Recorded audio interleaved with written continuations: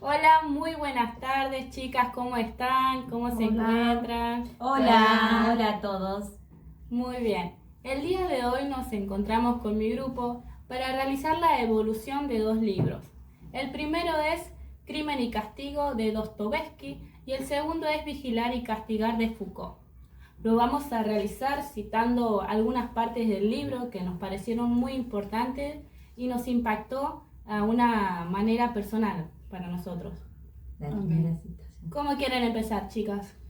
¿Querés que digo la primera cita, que Dale. es la que me impactó a mí, que es: la conciencia es el verdugo más despiadado? ¿Por qué dice esto? Porque para Raskolnikov su propia conciencia fue más dura que la justicia, digamos, ¿sí? Lo castigó desde adentro.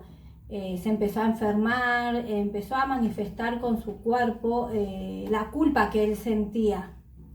Claro, el miedo que él tenía no era por ser atrapado, sino que era el peso tan insoportable de su culpa que lo perseguía, ¿no? Esa voz interior que él sentía que no lo dejaba tranquilo, incluso llevándolo a lo que sería el borde de la locura. Claro, por eso se decía que era el castigo más cruel, el que era la culpa. La culpa. Así es. Porque lo interna. llevaba al borde de la locura prácticamente. Claro.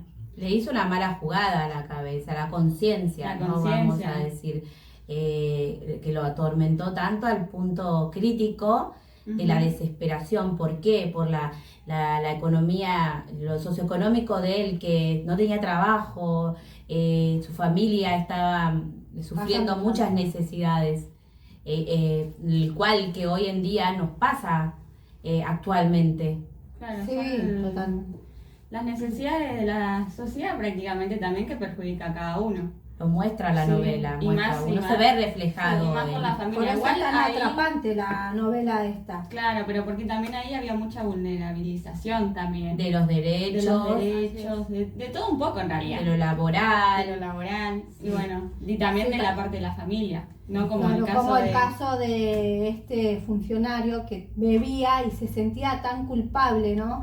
Porque su hija se tenía que prostituir para Por mantener necesidad. a la familia, Por necesidad. mientras él se gastaba la plata en bebida, digamos. Él decía: soy un miserable, él se sentía miserable. Yo creo que en la actualidad pasa esto con las personas que por ahí no tienen trabajo y perjudican, perjudican a la familia y se sienten mal, y bueno, los lleva a muchas cosas, ¿no? Como a robar, a cometer delitos, llamándolo Así es. así, si lo podemos llamar, o no sé si es Así delito. Sí. ¿Y qué creen del hombre extraordinario? ¿A qué creen que hace referencia?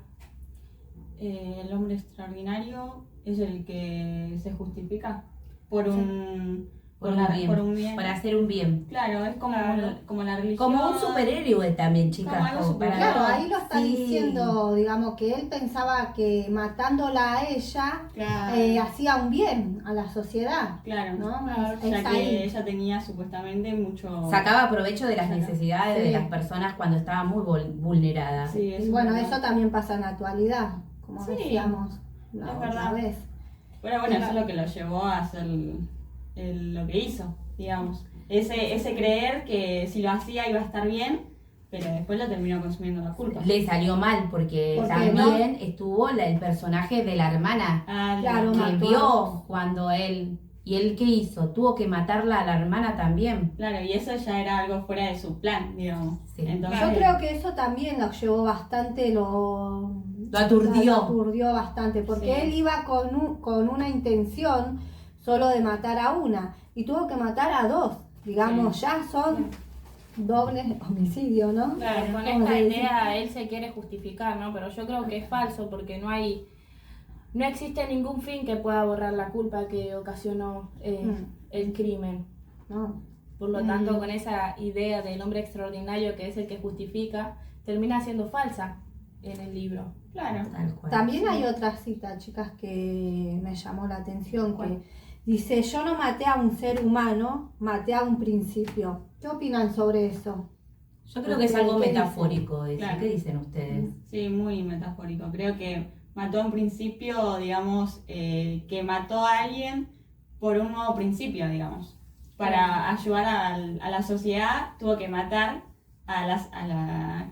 ¿Cómo digamos, como A la que, usurera. la como que él usurera. pensó que él no mató a alguien que era inocente, sino que mató, como él decía, a A un una principio persona, de un bien. Yo creo que sería una por ahí. persona mala, la verdad, Claro, él ¿no? trataba de Claro. autoconvencerse, ¿no? De que no había matado a una persona, sino que había matado un obstáculo social. Claro. Que porque ya sabemos que era una persona que vivía Mala, del sufrimiento mezquina, ajeno. sí, Sí, sí. Claro, así que lo es. veía así. Pero era tanto como la cita que continúa que el sufrimiento es el único camino que nos lleva hacia la conciencia. Tal fue tanto el sufrimiento que su dolor, cuando reconoció se dio cuenta que fue malo lo que hizo, sufría. Que Entonces ahí- lo demostraba su cuerpo, como Yani Sí. lo anunció, lo pronunció. Bueno, él necesitaba Desahogarse, que ahí Desahogarse. apareció Sonia. donde Un el punto personaje donde bastante- cuando conoció a Sonia, que también estaba en un momento muy crítico de su vida. Claro, Sí. y ahí es donde surge la cita, ¿no? Que dice, Sonia, tú eres mi salvación. Claro. Claro. Y la salvación fue mutua. Puntual. Que es el Porque camino de ella la también. resiliencia, digamos. Claro. O sea, Ella- fue una salvación mutua, digamos, mutua, también. sí. Digamos, también lo podemos Influenció llamar el como que, amor, el cariño, el acompañamiento. como Aparte que que Sonia- ambos estaban en situaciones muy de vulnerabilización, entonces como que fue una ayuda claro, mutua. porque Sonia también se estaba por casar con alguien que... Ah, no, Claro. Sonia, perdón, era la persona... hermana. No, Sonia era la que se prostituía. Claro, Y claro. también fue una salvación y Sonia fue la abogada también de él, ¿no? Él se sentía muy decir. solo, él estaba muy solo, porque aparte que tenía su hermana y su mamá, él necesitaba sostener su familia, tampoco lo podía hacer. Por eso mismo su hermana se estaba por casar con un hombre por plata. Sí, Claro. Claro, el libro plantea donde como él no lo que veía este bien. camino, ¿no? De la redención, de asumir culpa, viene por el amor y la fe. Dejando Claro. la novela, plantea todo esto como una visión religiosa que tiene hacia la redención. También lo que hace es descartar otras formas posibles de justicia y también de reconstrucción personal para él mismo. Claro. Deja una buena enseñanza para mí. Pero bueno, ¿quieren que hablemos un poco de vigilar y castigar? ¿Qué te parece? ¿Qué les parece? Sí, ¿no? hablamos, sí, sí. ¿De Foucault? De Foucault. Sí. Un libro muy interesante que nos dejó impactadas, la verdad, es muy fuerte. Pero bueno, vamos a comenzar a hablar. ¿Alguien quiere decir la Y primera yo cita? citaría una parte donde dice, el castigo ha dejado de ser un espectáculo de la atrocidad. ¿Qué quiere decir eso? ¿Qué piensan de esa? Yo, cita? yo pienso de que, ¿por qué dice eso? Porque cómo lo torturaban, ¿no? A esta persona que cometió Parricidio.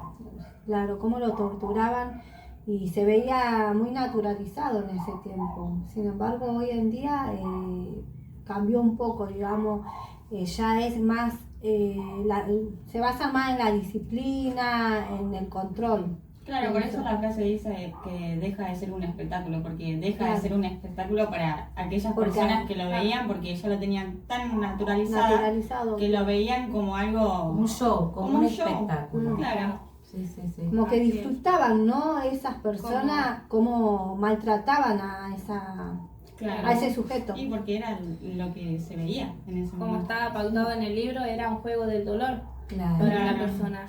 Sí. Porque básicamente se basaba en que las demás personas vayan a ver cómo lo torturaban, e incluso lo insultaban, lo agredían, le arrojaban cosas. Familias enteras iban con niños a participar de ese show. Claro, Qué increíble, disfrutaban porque de eso. era algo expuesto al mundo,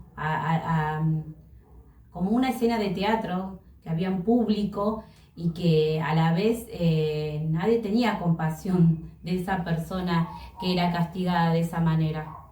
Claro. Lo bueno es que a fines del siglo XVIII, a principios del siglo XIX, También. empezó a modificarse y Cuando hasta se la actualidad transformó. se sigue modificando. Y vemos cómo el sistema penal oculta el castigo para no ser visto como que genera o influye violencia también. Claro, y ahí Claro, es donde por eso nace el transformaron. panóptico. Sí, el tema de la cárcel. Ah, que en sí el panóptico era, en el centro había una torre en el cual había vigilantes, alrededor estaba toda la cárcel, lo que generaba que los que estaban en la cárcel no veían si lo estaban vigilando o Y no. cambiaban la forma, cambiaban su forma de ser, ¿no? Sí, Claro. cambiaban su forma de ser a autocontrolarse los propios, como... Porque es una máquina de crear sujetos, dice Claro. el panóptico en la cita. Está diciendo Porque que se está generando que los sujetos se autocreen, se autovigilen a sí sean mismos, ya sujetados. porque se tienen que disciplinar a sí mismos, ya que la otra persona que estaba en la torre, volviendo al ejemplo del panóptico, no los podía ver. Entonces ellos mismos se tenían que controlar para no ser sancionado, digamos. Era un autocontrol de sí mismo del sujeto. Todo el tiempo porque ellos no sabían si en verdad iba a estar alguien en la torre o no. Claro. Entonces era algo que ya se acostumbraron a autorregularse y lo naturalizaron así en su Sí. cotidianidad. Sí, además, Claro, ellos basaba mismos mucho en la estaban... disciplina, ¿no? Claro, igual la disciplina sí está en todos lados, en todas las instituciones podemos Pero encontrar la acá- disciplina en el sentido de cuando te controlan los horarios, por ejemplo en las escuelas, Pero hospitales y yo me demás. refiero a diferencia de cómo le hicieron a este hombre, ¿no? Que lo maltrataban. Ahí no había disciplina, digamos. Claro, porque Ahí diferente. había más Y violencia. sí, porque era diferente época, digamos, ¿no? Mm. Esto fue Y en el ahora siglo, cambió. a partir del siglo El tanto. siglo A partir del siglo XVIII A en partir del adelante. Claro. Claro. Ahí fue otra manera de autocontrolar, que el sujeto se autocontrole, digamos. El alma es la prisión del cuerpo. Fuerte. Fuerte. Fuerte, Fuerte. esa cita, sí. Y Sí. para mí, no sé Yo si esa no la tengo. para ustedes es que el sujeto ya no se lo castigaba de forma corporal, digamos, ¿no? Ya no se lo maltrataba de esa manera, sino que ya fue psicológico. Claro, parte mucho de la subjetividad Claro, del sujeto. claro. Entonces, para mí es algo que es lo que lleva también al sujeto a esto, volviendo al ejemplo del panóptico, autocontrolarse porque ya estaba incorporadamente en él, siendo psicológicamente. Claro. Por eso creo que el alma, como decía la frase, el alma es la prisión del cuerpo, Claro. porque ya Se se... naturalizaban controlarse ellos mismos, ¿no? A no hacer cosas indebidas, digamos, Claro. tenían más disciplina. ¿Y qué creen ¿No? de cuando nombra en el libro que dice, donde hay poder hay resistencia? Bastante. Y yo creo que habla de la parte donde hay un Un superior, opresor ¿no? y hay un oprimido. Un superior también se podría llamar, creo. Obedecemos para... ¿A quién obedecemos? Yo lo relaciono como que es obedecer Al que tiene poder. Al que tiene poder. Al que tiene Y donde poder. ejerce el poder siempre hay resistencia, ya sea algo grande La o... resistencia, ¿quién es? La resistencia viene a ser, no sé, como ahora los movimientos el oprimido. sociales. El oprimido. Claro. Es la revolución de el oprimido. Como nombraba bien Tiara, es una relación dialéctica donde también ambos se necesitan mutuamente, ¿no? Porque ya sabemos que los sujetos pueden resistir y a la misma vez transformar esas relaciones de poder. Claro. Y sí, porque donde ejercen poder hay resistencia Claro, siempre. ellos pueden, Claro. pueden Entonces- transformar esas situaciones. ¿Y le parece cerrar con alguna cita en especial? Y yo haría una reflexión más que una cita, porque estos dos libros ven al castigo como de diferentes, de distintos De lugares. distintos puntos de vista. Sí.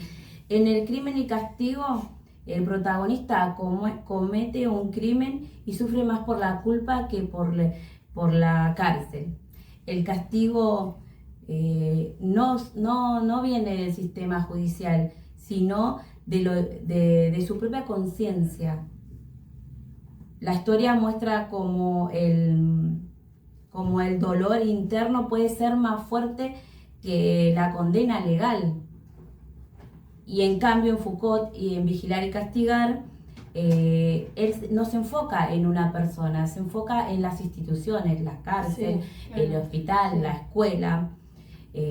cómo controlan a la gente. Dice que el castigo moderno ya no se trata del castigo físicamente, sino que se trata de vigilar, corregir, moldear a las personas para que se comporten, entre comillas, como se debe comportar. Es un control más silencioso, pero constante. Dostoyevski nos muestra cómo el castigo es como algo íntimo y emocional. Foucault lo ve como una herramienta de poder que organiza a la sociedad. Juntos, ambos, nos lleva a pensar, ¿castigamos para qué? ¿Para que aprendamos? ¿Para que sufra? ¿O para que se adapte al sistema? Bueno, esto con nosotras como futuras trabajadoras sociales, esta reflexión nos ayuda a mirar al delito y preguntarnos, ¿qué necesita realmente una persona que ha transgredido? ¿Castigo? ¿Ayuda? ¿Escucha o transformación? Ayuda, lo dejo a escucha. su criterio. Así que Besos. hasta acá, Chao, chao.